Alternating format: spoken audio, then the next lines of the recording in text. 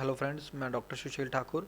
आज हम interest entry के पार्ट थर्ड में आए हैं, जिसमें हम इंटरेस्ट की जो एंट्रीज हमने फर्स्ट पार्ट और सेकंड पार्ट में डाली थी, परचेज़ की एंट्री डाली थी और उसकी इंटरेस्ट की पेमेंट भी कर दी थी हमने।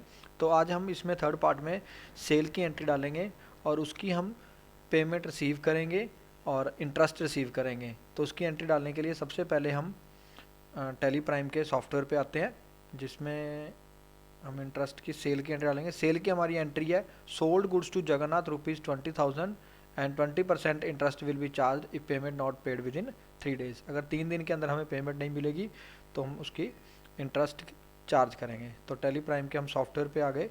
तो सॉफ्टवेयर पे आने के बाद हम यहाँ पे वाउचर एंट्री में आते हैं। तो वाउचर एंट्री में हम सेल की एंट्री डालते हैं। हम कंट्रोल एच दबा के हम यहाँ पे एज वाउचर डाल देते हैं। यहाँ पे हमारे पास सबसे पहले तो हम हमारा लेजर क्रिएट करेंगे, जगन्नाथ अकाउंट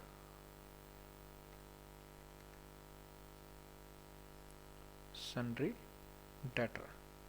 ठीक है, तो maintain balance bill by bill और डिफ़ॉल्ट क्रेडिट पीरियड हम यहाँ पे रखेंगे 3 days का, और check due for credit days during voucher entry, इसको हम यस कर देंगे। एक्टिवेट इंटरेस्ट, इसको हम यस कर देंगे।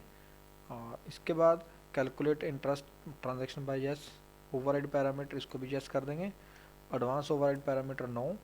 Amount added yes, amount deducted yes. और रेट ऑफ इंटरेस्ट 20% है। 365 डेज रखना है। All balance always. और यहाँ पे भी हम ड्यू डेट ऑफ इनवाइस रखेंगे, क्योंकि हमने यहाँ पे भी 3 दिन का ग्रेस पीरियड कस्टमर को देना है। तो यहाँ पे ड्यू डेज हम रखेंगे। और राउंडिंग ऑफ मैं नॉर्मल राउंडिंग कर दूंगा, लिमिट रख दूंगा इसको 1।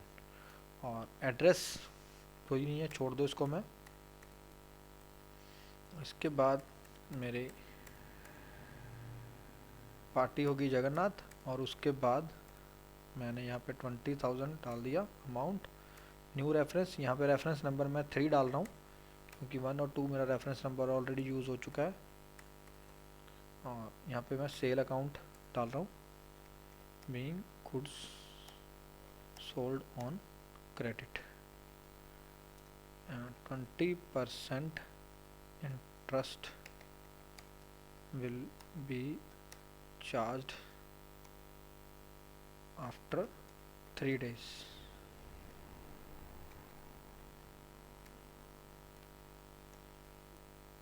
ठीक है, तो ये मेरी सेल की एंट्री डाल दी। सेल की एंट्री के बाद मैं F2 दबा के डेट चेंज कर रहा हूँ। यहाँ पे सॉरी, मैं देखता हूँ ये वो मुझे लगता है मेरी एंट्री गलत डेट में डल गई, वो 1 अगस्त में डल गई। हाँ, इसको मैं यहाँ पे डेट चेंज कर लेता हूँ। अगर आपकी एंट्री गलत डल जाए तो आपने सिंपली डे बुक में जाना है, एंट्री सेलेक्ट करनी है, यहाँ पे F2 दबाना है और 1 अप्रैल 2024 कर देना है। और इसको दोबारा मैं सेव कर दूँगा, एंट्री को सेव हो जाएगी। टैली का यही बेनिफिट है, अगर आपके पास कुछ भी गलत हो जाए तो आप उसको ऑल्टर कर सकते हो बहुत ईजीली। और इसके बाद मैं जाता हूँ दोबारा वाउचर्स में।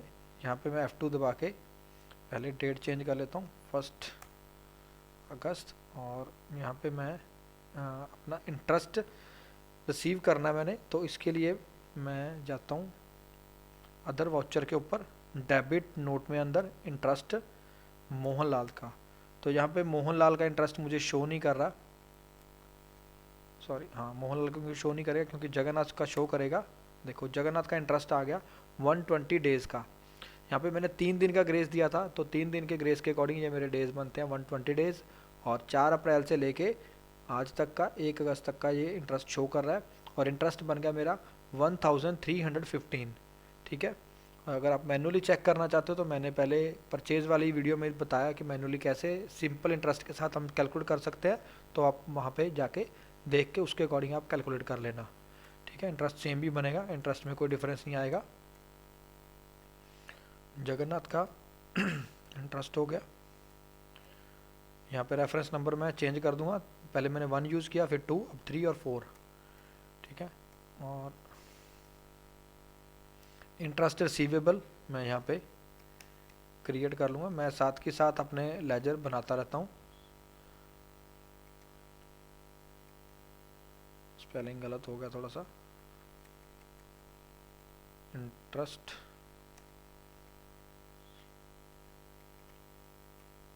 Receivable, interest received, indirect income, इसके ऊपर भी मैंने कुछ नहीं डालना। और यहाँ पे मेरा इंटरेस्ट आ गया 1315 और मैं यहाँ पे लिखूँगा being interest calculated and charged for 120 days. ठीक है, इंटरेस्ट मेरा कैलकुलेट करके 120 डेज का इंटरेस्ट मैंने चार्ज कर लिया। अब इसकी मैं पेमेंट की एंट्री रिसिप्ट की एंट्री डालूंगा। यहाँ से हम इसे पेमेंट रिसीव करेंगे मोहनलाल से, सॉरी जगन्नाथ से 21,315। जो मेरी एक्चुअल पेमेंट थी उसका रेफरेंस नंबर 3 था 20,000, और जो मेरी सेकंड रेफरेंस नंबर है 4 जो मेरा इंटरेस्ट का था 1,315 का। तो मैंने ये पेमेंट रिसीव कर ली कैश में। कैश मेरा फिर से नेगेटिव आ रहा है क्योंकि जो मेरी पहले वाली एंट्री थी उसमें मेरा 25,000 का पेमेंट था और यहाँ पे मेरा 20,000 का सेल है। तो 20,000 और इंटरेस्ट के साथ मिला के ये 21,000 का अमाउंट बना है। तो मैंने ये एंट्री रिसीव कर ली। नेगेटिव कैश दिखा रहा है, being amount received, being amount received मैं लिख दूँगा विद इंटरेस्ट, उसको मैं एक्सेप्ट कर लूँगा। अब हम बैक जाके एक बार डे बुक के अंदर चेक कर लेते हैं। डे बुक ऑल्ट F2 दबा के ऊपर 1 अप्रैल नीचे 1 अगस्त। तो मैंने देखो सबसे पहले 20,000 की मेरी सेल की एंट्री दिखा रहा है, परचेज़ की एंट्री दिखा रहा है, पेमेंट की एंट्री दिखा रहा है मोहनलाल की, और जगन्नाथ की डेबिट नोट की एंट्री आ गई 1,315 और जगन्नाथ की यहाँ पे रिसिप्ट आ गई। तो हमने क्या किया, हमारी 3 वीडियो में सबसे पहले हमने एक परचेज़ की एंट्री डाली थी, उसका हमने क्रेडिट नोट काटा और क्रेडिट नोट से हमने पेमेंट पे करी। उसके बाद हमने सेल की एंट्री डाली, सेल की एंट्री के बाद हमने डेबिट नोट काटा, डेबिट नोट में हमने इंटरेस्ट चार्ज की एंट्री डाली और उसके बाद हमने पेमेंट रिसीव करी। तो इस तरीके ने हमने इंटरेस्ट कैलकुलेशन सीखा, इंटरेस्ट की एंट्री डालनी सीखी और उसकी पेमेंट और रिसिप्ट की एंट्री डाल के सीखी।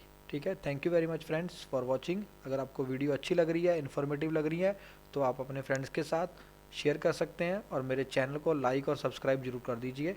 Thank you.